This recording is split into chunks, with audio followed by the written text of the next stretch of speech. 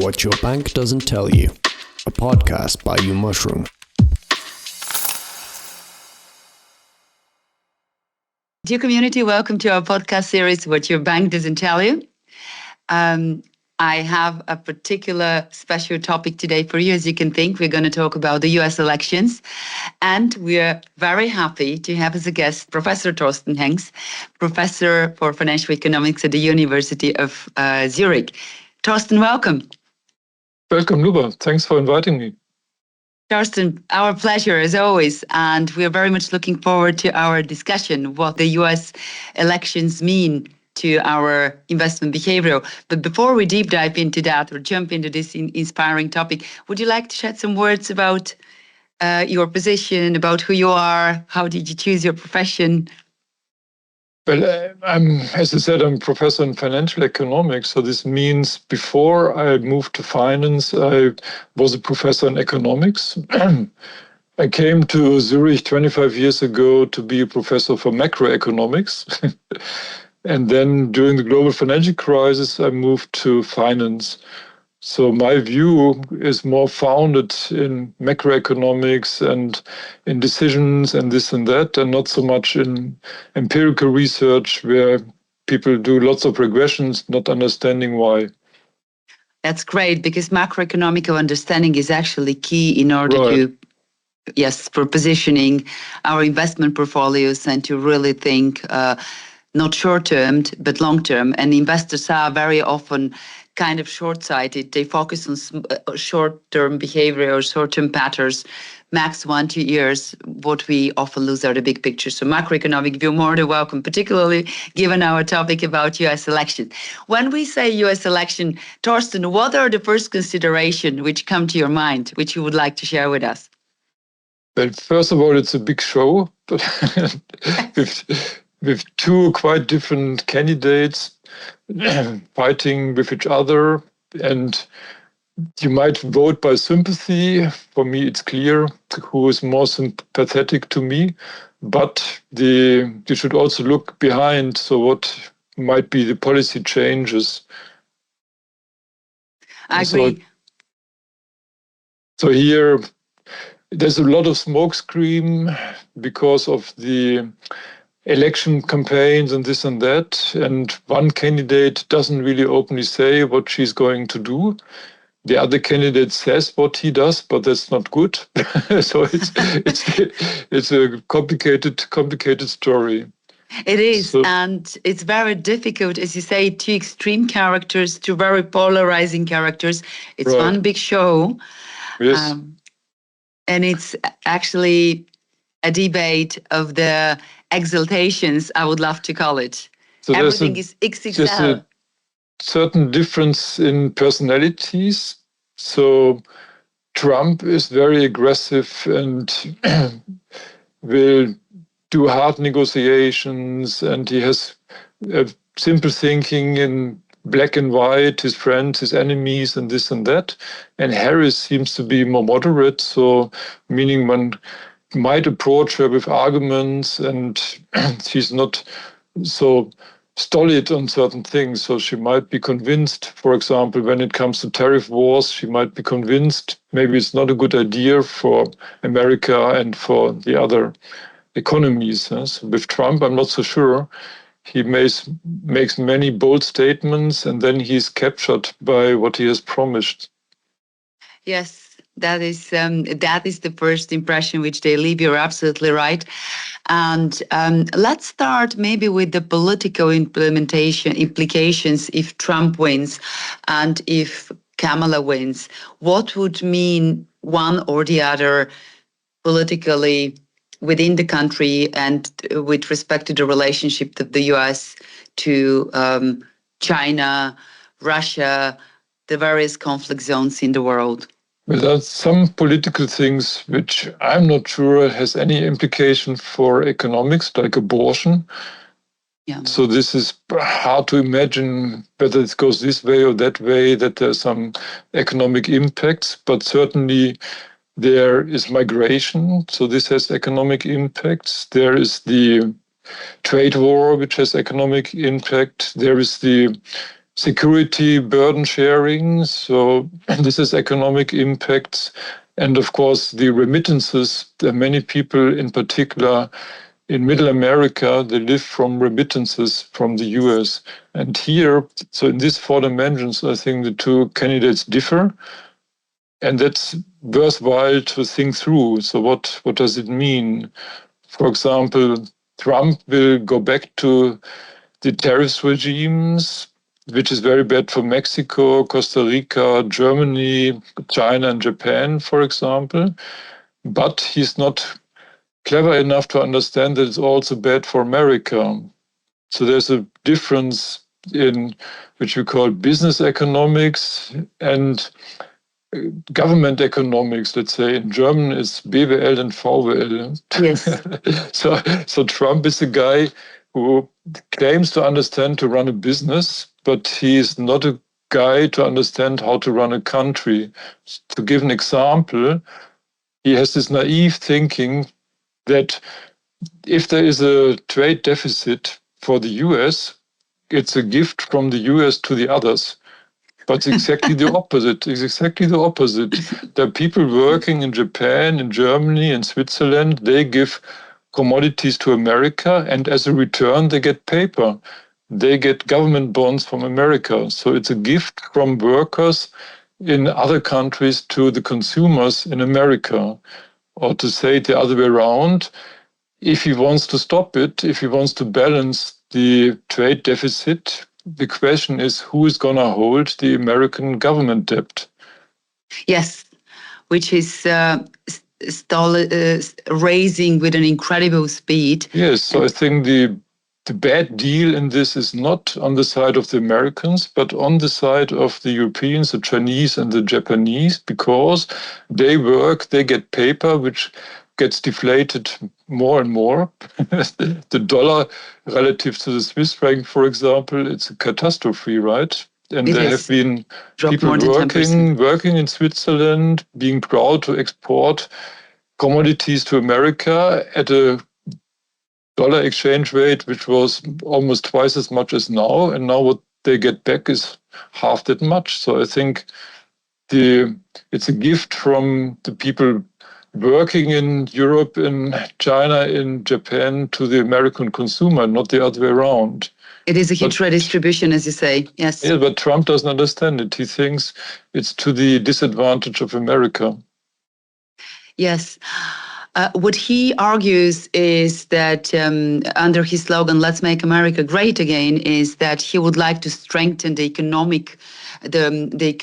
economical territory US to create incentives that more and more companies produce domestically and are less reliable on imports. And one way to do it, he's, as you said, a hardliner, would be through increasing the import tolls and through making... So again, he doesn't understand economics. So one thing in economics is the comparative advantage, which you should use with international trade. So it doesn't make sense if America is not comparative strong in certain sectors, let's say in the car industry or steel industry, that they insist to do this. It's better to trade, to focus on other things. And there are great American companies in the tech sector, for example, right? Yes. But NVIDIA is an amazing example to what you're saying. They don't produce any of the chips in the country or by themselves. Yes, exactly. They import from Taiwanese companies. Taiwan Semiconductor has been their partner since 1998. So this is an excellent example how... So what you need to benefit from the international trade, from the comparative advantage, is of course qualifications.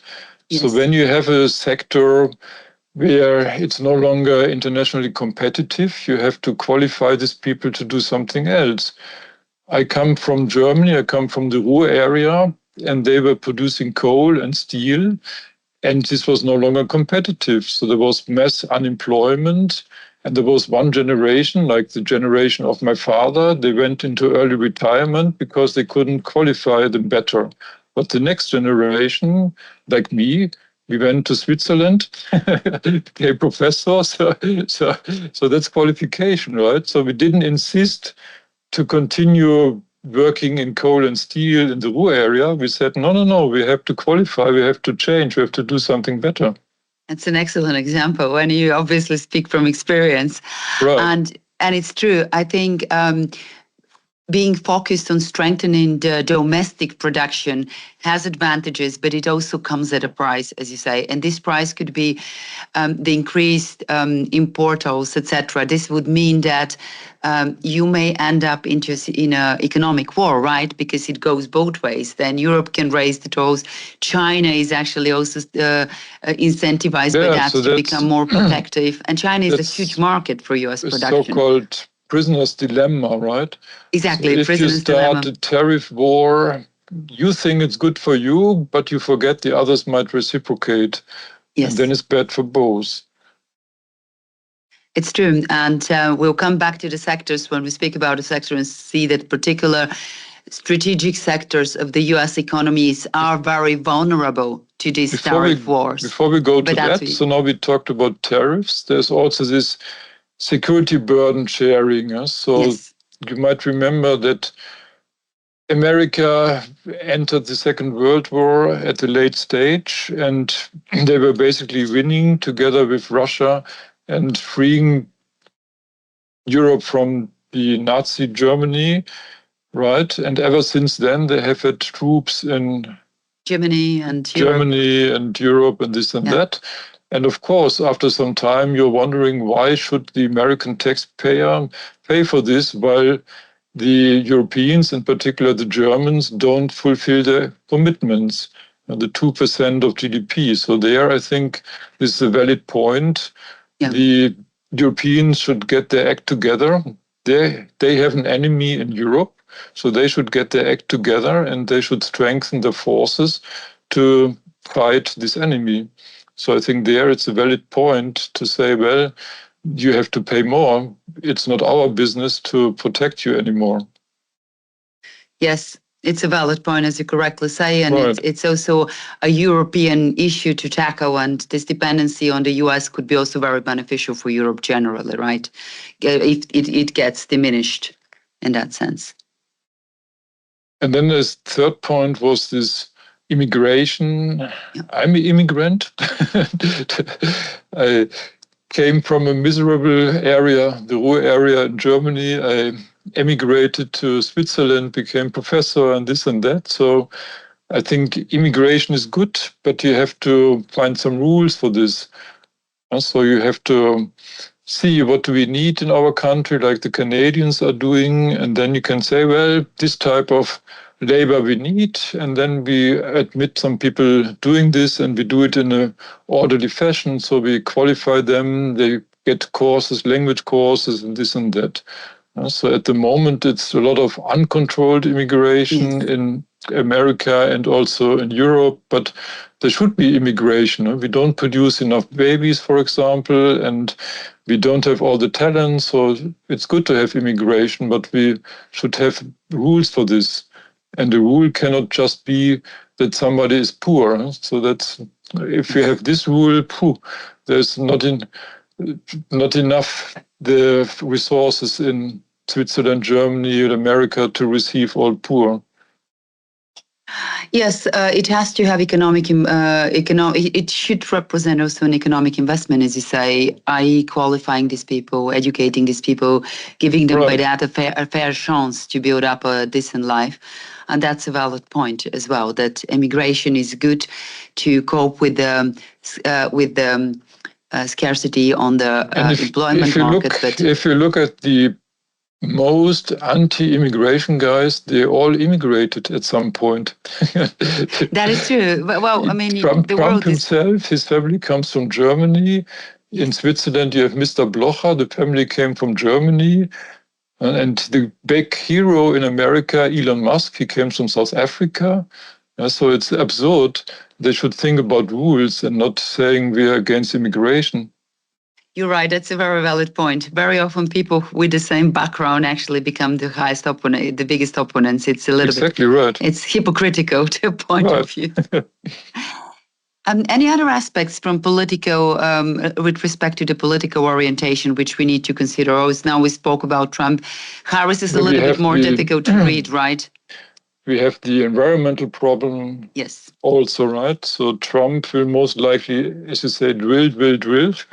So he will pollute the environment much more. He might again step back from the Paris Accord. Yeah. And so this would be a catastrophe, I think. So this will bring back all the efforts, push back all the efforts which have been made during the last decades to a pre-Paris situation that every nation is egoistic and pollutes, which is harming the whole world. So this is a catastrophe. Yes, and if Harris would be chosen, it's commonly known that with respect to environment and energy, she has a green thumb. She's very pro-green energy, and in this right, case, so this is certainly a difference, yes. So if you come to sectors, or I wouldn't buy some oil if Trump is elected. You wouldn't? No, because he's producing much more of that, so the price will plunge. Exactly. We'll come to the sectors and to the resources, and it's true. Long midterm, actually, during Trump's government compared to Biden, all companies were suffering indeed because it was much more production. Energy was suffering indeed because it was much more production than demand. Before we jump into the sectors, which is definitely something very interesting, what do you think is going to happen with the independence of Fed?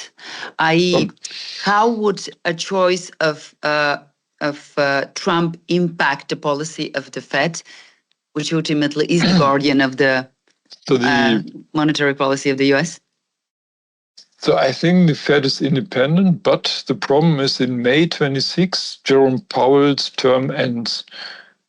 And then Trump might install a guy who thinks like him, again, looking at myopic things and not looking at interactions worldwide. So this is the danger, that the successor of Powell will be a guy which Trump likes, and maybe there's personal links so that the influence of the policy will be stronger in the Fed. Trump has been also very vocal about the fact that the Fed independency needs to be somehow reduced. Kamala Harris would rather again support. Because he doesn't understand economics. So if it's reduced, the dollar will plunge even more, right? Of course. And it's very interesting. There's been a debate who would bring more inflationary tendencies, or respectively more stability for prices. Would it be the policy of Trump versus the economical policy of Trump versus Harris? I find the answers are not very obvious and not clear at hand. What is your view?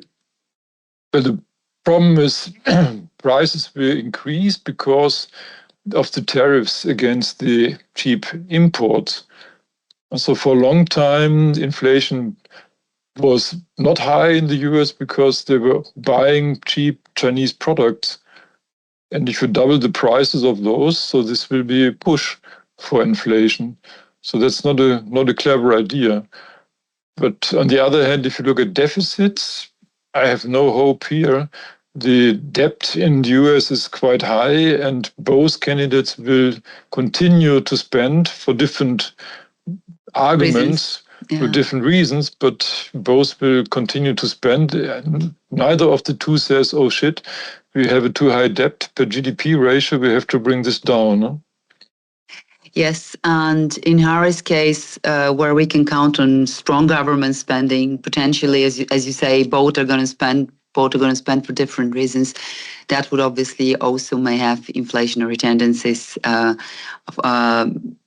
midterm. And I think there are a lot of voices from academia that the ghost of inflation seems not yet to be really being brought back into the cage where it belongs.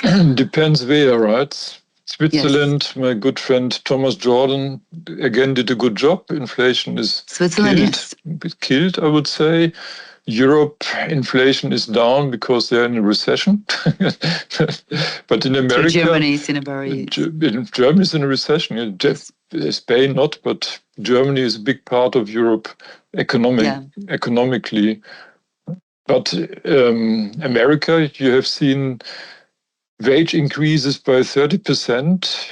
Yes. For example, in Boeing, a company which has difficulties in the car industry. So that's very interesting to see what will happen. that in such an industry where you have all these difficulties, they give 30% wage increases. So this is not a good sign for inflation.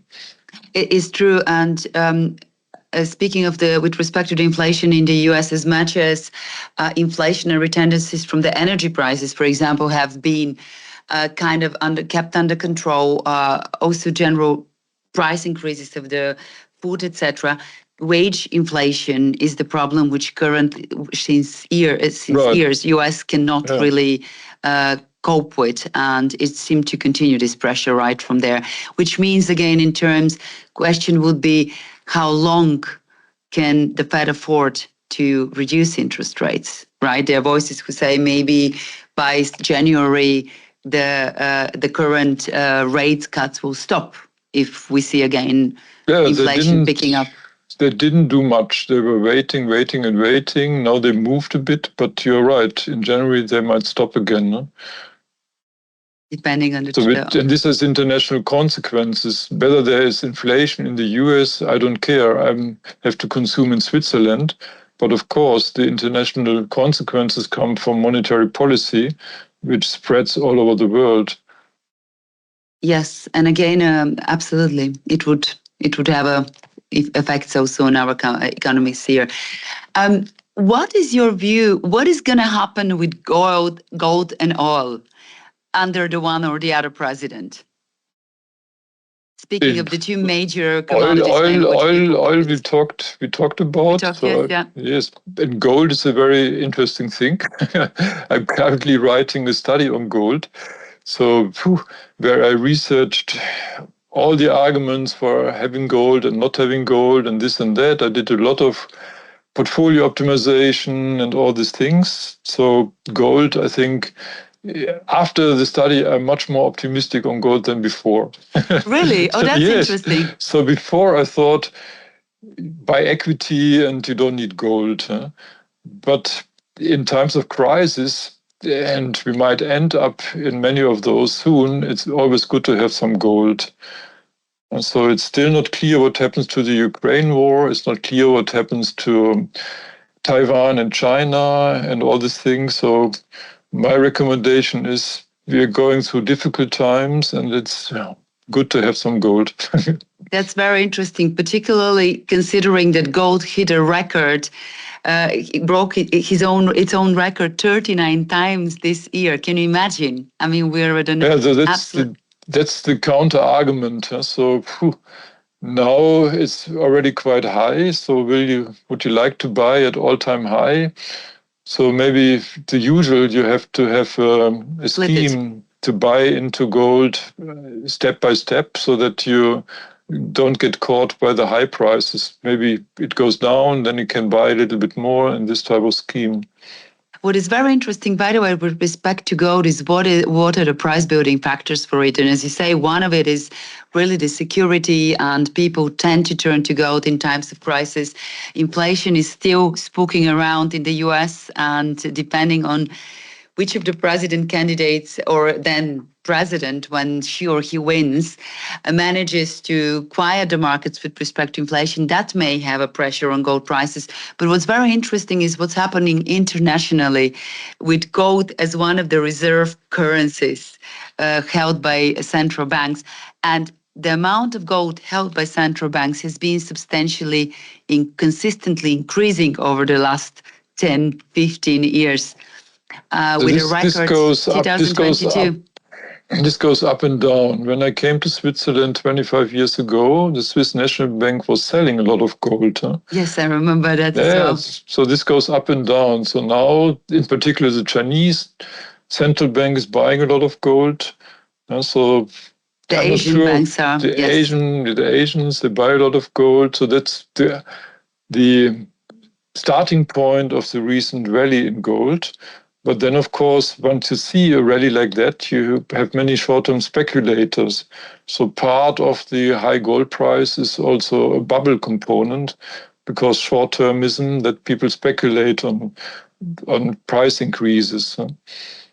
It's true. And what's interesting is that this increase of gold reserves in the international monetary system or the central banking systems across the world goes at cost of the US dollar, which has been, the holdings in dollar have been consistently decreasing by almost 8 to 10% in the past couple of years. And yeah, of course. Who would like to have this paper which always gets deflated, gets down, down, down? So that comes back to the very beginning, so that I think it's beneficial for the US that the others produce, and they in return give us some paper, which gets worthless over time. Yeah, it reminds me of the Middle Ages when France was actually consistently deflating their coins, Brekaten, what they call them in German, by just making them thinner and thinner. Back then, they were made out of metal and other precious metals. Yeah, so this you can do when you're the world leading power, right? So that's always, when you're a small country, people would avoid your currency, but the dollar is still the dominant world. 80%. Yeah, exactly. Dominates the world, and then they can do this. But it's good if Trump is elected, he says, we want to stop the trade scheme as we have now because it will fight back on the dollar. But he doesn't understand it. Yes. The oil prices, you're right, we tackled. It's going to be a lot of oil, and with drilling and producing capacity increased. We also have quite a lot of supply also coming from other parts of the world. And what is interesting is the dollar is actually, the oil is actually apparently among the largest export items of the US. So let's hope they don't really get to mess with China, because China is historically one of the biggest off-takers of oil from the US. Has been at least. Different personalities, right? So Trump wants to end the Ukrainian war, and he will be tough on China and this and that. So he's always fighting. If you remember when he was attacked, he was saying, fight, fight, fight. Huh? Yes, but what is interesting, there was never a war which started under his regime, right? But that's for other reasons, I would say. Not because people were not war start for other reasons, not because they're afraid of the Americans. You're right. It's not because they're afraid of the Americans, and yet I find it's a very interesting paradigm that during Trump presidency there was never a war which started, as opposed to a lot of the Democrats who have quite a different track record. But yes, politically. I would say it's a coincidence, but I don't think that's the reason, because this could be the reason only if America says, once you start a war, we will step in, right? But under Trump, they won't step in. So I think it's a coincidence, maybe good coincidence, that there haven't been many wars started. During that period, yes. Yes. Well, I think we already have kind of enough wars going around in the world. No need for another one. It's to move a little bit to the implementations of or implications of the two candidates for the sectors. What do you think are the sectors who are going to benefit from Trump being elected, and what do you think are the sectors who are industry sectors who will benefit with Kamala being elected? That's an interesting question. So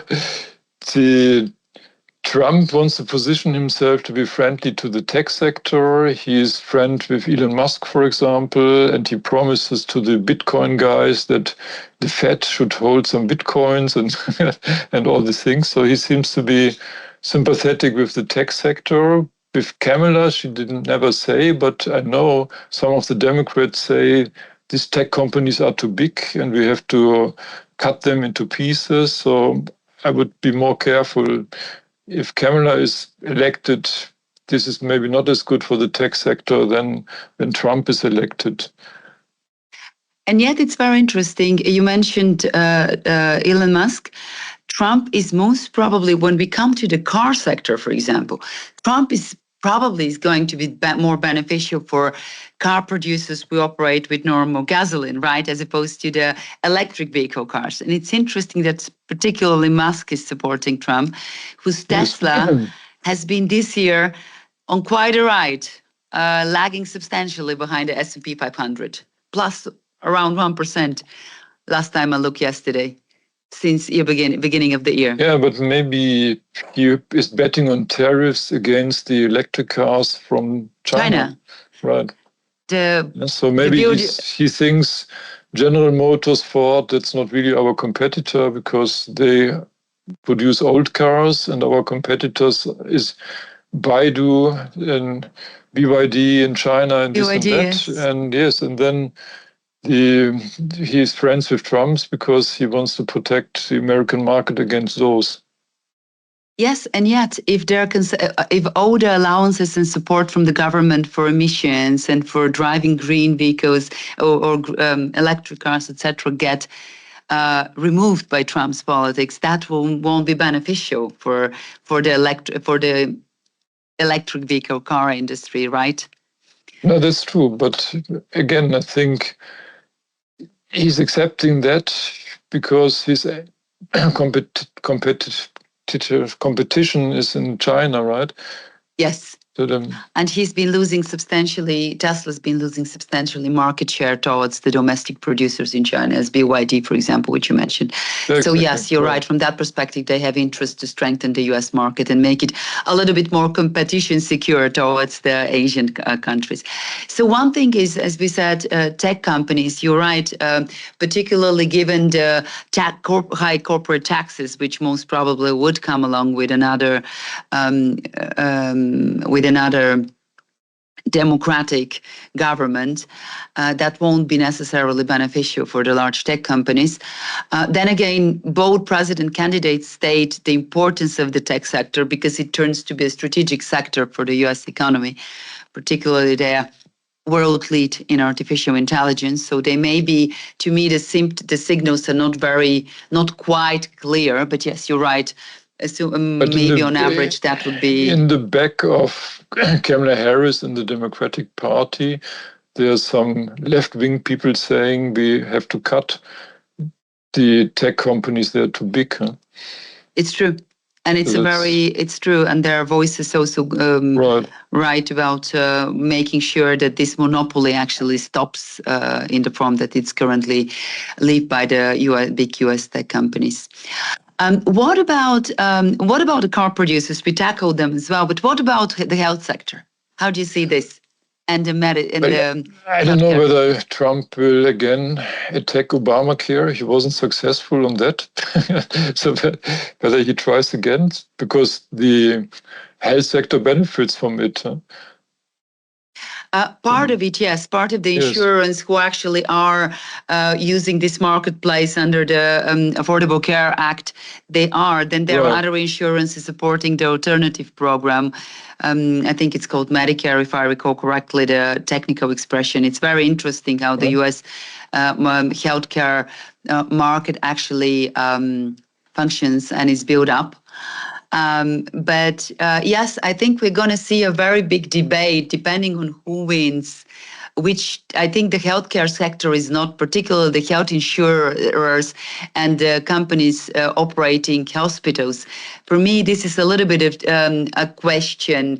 If it would be Trump, Medicare Advantage program companies like would be probably profiting from some support by Trump, as opposed to companies which are linked to the Affordable Care Act, and vice versa.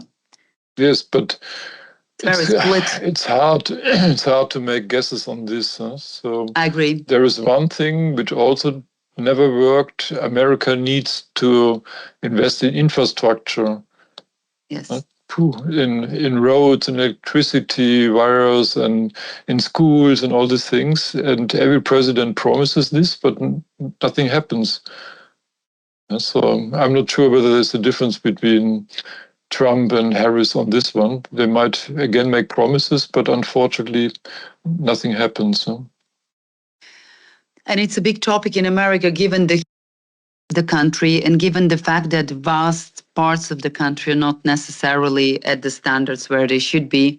You're right. It's with respect to the industrial company, it's a question mark. How is that going to continue? They used to have a good year so far. But then again, the sentiment in the manufacturing business in the US, in the industry sector, is not necessarily at the highest level. But that's been struggling worldwide. It's worldwide, in fact, yes. Yes, manufacturing industry is in a recession worldwide.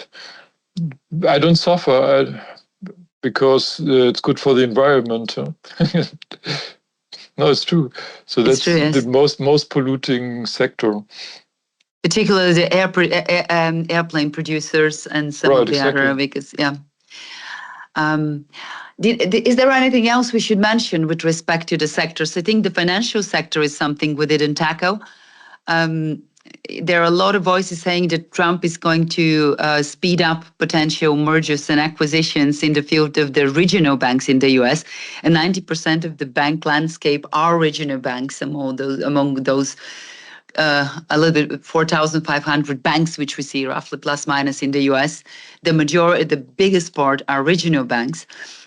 It's going to be, I think that there it's also not very obvious what is going to happen. Big banks are supposed to profit from Trump. What is your view on that? No, I agree. Big banks will profit from Trump, yes. I haven't heard about reforms of the regional banks. There you know more than me. But I don't know how it works, whether a president can say you should merge. I guess this is up to the companies. It's up to the companies, but I think the Biden administration actually introduced a little bit more tough requirements on the due diligence when it comes to mergers and acquisitions. And none of the supervising authorities have blocked so far a merger, but it took a longer period of time due to increased scrutiny procedures and higher standards for due diligence. Under Trump, which kind of got dragging when it needs to kind of join forces or build bigger institutes for the sake of economies of scale were addressed. And one of the presumptions is that Trump, for example, is going to increase the tempo of mergers and acquisition, basically loosening these tighter requirements for due diligence when it comes to mergers and acquisitions.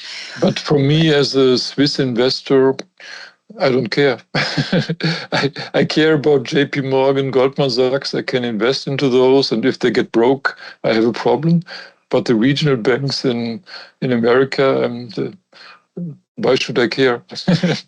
Well, they actually are relevant for the stability of the U.S. financial system. Yes, you're right. We don't have any. True, yes, but they don't have direct impact for us as investors, particularly with our home bias, Switzerland or Europe. But would it be more stable with fewer banks than with more banks? I'm not sure. It's a question mark. It's about, I think it got, about the bankruptcies, which we saw 3 years ago, because a lot of them were mismanaging the loan policy or not having proper risk management policies in place. So more like from the perspective of a threat, of a stability threat for the system, more that type of relevance. As you correctly say, for us, what's relevant are at least as a direct impact is the dynamic among the big bank sector, and this seemed to be favorable within the current environment of still high, but not way too high interest rates with a tendency to be reduced. I think the mid-range of interest rate levels are generally beneficial for large banks with investment banking businesses. So basically, the finance sector seem to be on a on a good path at the moment, I would say. Right. Thorsten, we tackled a lot of questions and a lot of interesting remarks. What about one last final question from my side, because we're talking always about the political implementation of the two parties and also the economical impact of the two parties. But we are also in the middle, we are in a period of we are also within an economic cycle. And we've been riding on a bull market for more this already the 30th starts. How about that? What is your view with respect to where do we stay in the economic cycle? Because that's also a relevant question when it comes to positioning. We have currently a very interesting situation, right? There is a question mark how long this bull market is going to continue, whether the cycle is going to turn. And at the same time, we have a major political event happening, like the US elections, the largest world economy is electing. I don't believe in cycles. I think there is an upward trend and occasional breakdowns. Yeah, and then true. there's recoveries. So with hindsight, this looks like a cycle, like Corona crisis, for example.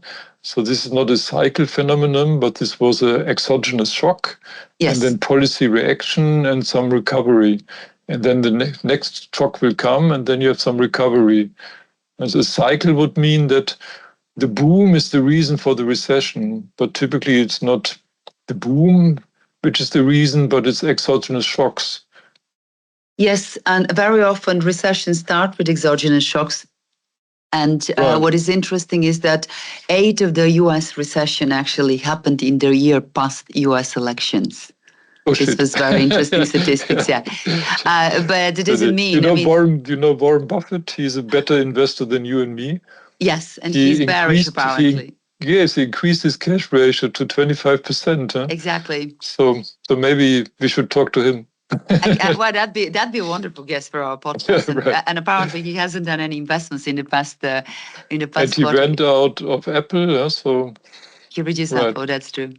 That'd be an interesting dialogue between you and Warren Buffett. Would love to listen to that. I had a sort of dialogue. We had a nice conference here in Zurich 10 days ago, the Value Conference. So it wasn't Buffett himself, but there were many of his followers. And they said we'll go back to the 70s, to the time of stagflation. Oh. Yes. That is not a good scenario. No, but that's a good scenario for gold. So this was the best time for gold. Huh? Thorsten, one last note or remark or thoughts you would love to share with our audience before we wrap up? The good news is whoever is going to win 4 years, we have the same discussion. Then it's the re-election. It's emotion and show going on. So maybe some key takeaways is that generally, as you correctly pointed out, markets long-term are increasing. This is one thing, independent on who wins or who not. Right. There are some sectors who may be more favored by one or the other president, but a well-diversified portfolio long-term would always do the game. And some few words on gold. It seemed, if I listened to you correctly, that the gold cycle or the gold upward trend is not over yet. That's fair to say? I think we're running through difficult times, and it's always good to have some gold. There we go. So we have 3 takeaways for that. Thorsten, we have this tradition that our current podcast guest, in this case you, can ask a question to our next guest, who is Nima from Invesco, Nima Poyan from Invesco. What would you like to ask Nima? Hi, Nima. Thanks for doing a podcast with you, Mushroom. So we are brothers. So I'm currently working on gold. And since you're an expert on ETF, I would like to know whether holding gold in an ETF is better or holding it physically. Wow, that's an excellent question. And that's a question which we hear often. So looking forward to the answer from Nima. Thank you, Thorsten. He will say ETF, but if you talk to my wife, she says, I don't trust any bank. I want to have it in my hands. Well, we're looking forward to hear the answer from Nima. Right. So tell me what he says. Huh? We will. Okay. Happy to. Thorsten, there is also a question to you from our previous podcast guest, Cecile, who is the author of a book for children on the topic money. Okay. Dein Geld und die Welt. Your Money and the World is the title. I think what I find fascinating is sort of how we could potentially reinvent the narrative around money and some of the models that we use to explain how the world works. And particularly, we talk a lot about sustainability and finance, but economics is also the space behind all of this. We still have economics model that direct a little bit how we think about value creation. Are those still appropriate? Do we need to think about regenerative economics? What would that look like? So that for me is like a really interesting space to rethink. And how do we teach that in school or at universities differently? Hi, Cecile. Thanks for asking me this interesting question. So it's always ambitious to act and in particular to invest consciously. One thing you can do is you can keep track of your decisions, and then you can, with hindsight, see whether you made good or bad decisions. So, for example, you can check what are the typical mistakes you're doing, then you learn over time, and then hopefully you invest more consciously in the future. So what I've observed in my researcher as a professor in behavioral finance is that people make mistakes and they repeat them again and again because they easily forget about the mistakes. So it's very good to do something like an investment diary so that you can look back and you can learn better. That's an excellent answer. And journaling is very important in order to become aware of one's investment patterns, mistakes, biases, but also things we do right. Good. Wonderful. Thank you very much for your answer. You're welcome. As always, we are very happy to hear comments, open questions, which we're also happy to answer. Please write us at hello@youmushroom.com. Thorsten, a huge thank you for sharing your thoughts with us. You're welcome. Thank you. And to our audience out there, have a wonderful day and reach out to us with any inspirational remarks and questions. Thank you. Bye-bye. Bye-bye. Money!